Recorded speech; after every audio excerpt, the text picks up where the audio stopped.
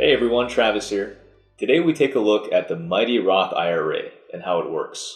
There are many benefits to having a Roth type account that you've already paid the taxes on. So we'll take a look at who benefits most from having a Roth IRA and how it fits into your overall financial plan. But first, some history. The Roth IRA was first established through the Taxpayer Relief Act of 1997, named after its chief legislative sponsor, Senator William Roth.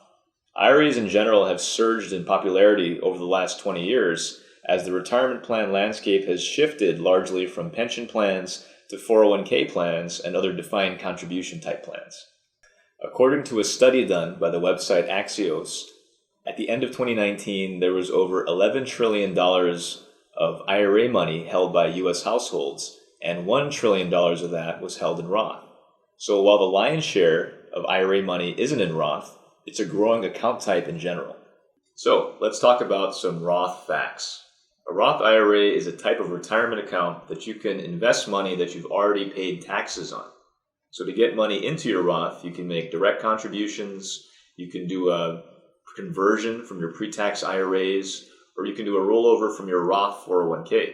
And once the money's in Roth, you're able to invest in a wide universe of investments similar to like a traditional IRA.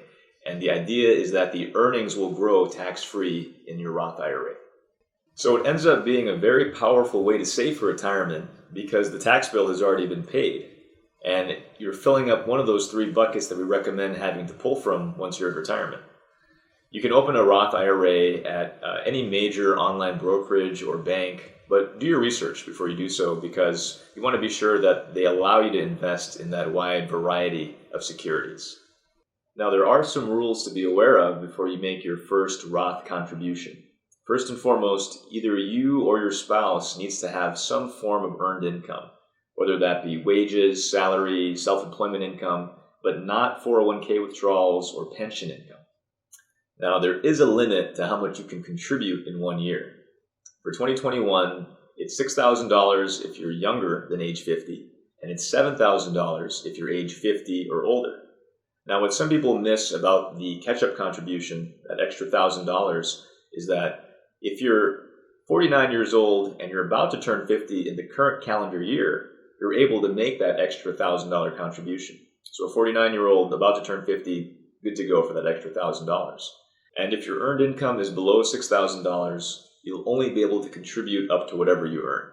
Now, another common hurdle people face in getting money into Roth is the income limits. There is a limit on how much money you can earn and still make Roth contributions. We'll put the numbers on a graphic, but keep in mind that we're talking about modified adjusted gross income, which is different from regular AGI. Now, regular adjusted gross income is more straightforward because it's on the tax return. To calculate MAGI, you have to add back certain deductions. It could be the case that your AGI and your MAGI are the same. Now, if your income is too high to contribute directly into Roth, there is another way to go about doing it. It's commonly referred to as a backdoor Roth contribution, basically making a non-deductible traditional IRA contribution, then converting that into Roth. Now, don't let the name fool you. This is a legal and commonly used practice that high income earners have been using to get money into Roth since 2010. Now, a word of caution, there is talk about changing the way backdoor Roths are allowed with the latest tax law discussions.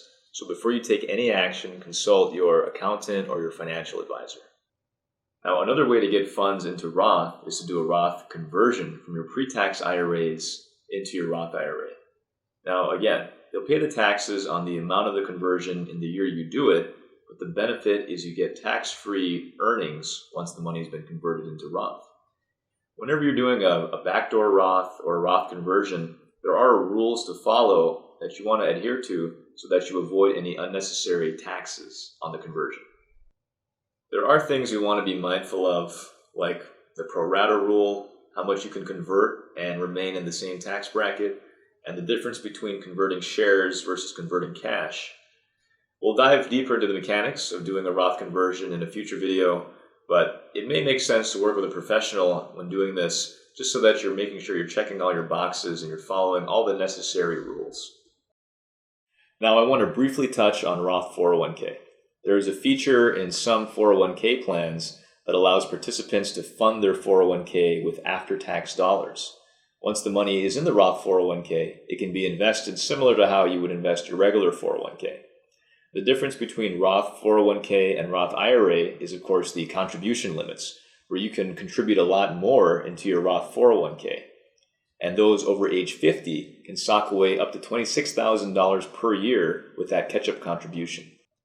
Another difference between the Roth 401k and Roth IRA is in required distributions. Out of the Roth 401k, required distributions must be taken by age 72 if you're not still working, whereas the Roth IRA does not require those RMDs to be taken out. Of course, you always have the ability to roll over the Roth 401k into a Roth IRA and enjoy that wider selection of funds and not have to take an RMD. So it's worth asking your employer if they offer a Roth component to the 401k, because that can be a great way to fill up that after-tax bucket, and it gives you super flexibility later when you're taking withdrawals in retirement. Now, how do you get money out of your Roth IRA? Well, typically you'll have to be at least age 59 and a half, and it has to have been at least 5 years since you've made your first contribution into your Roth IRA to avoid any taxes and penalties on your withdrawals.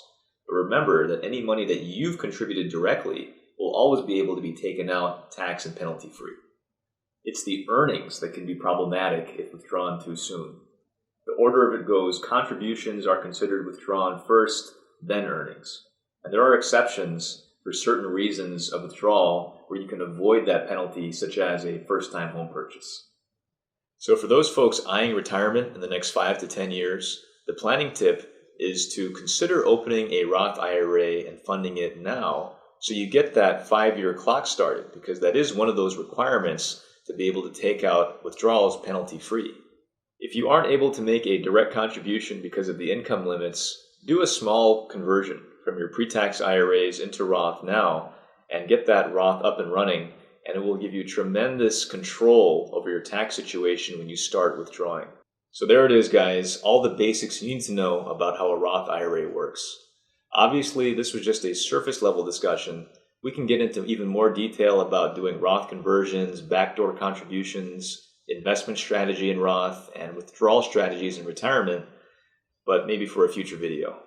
As always, if you have questions pertaining to anything we discuss in these videos, or if you're ready to take that next step in your financial independence journey and work with a co-pilot that's a fiduciary, send me an email at travis@andrewsllc.com or visit our website, andrewsllc.com. That's all for today. See you on the next one.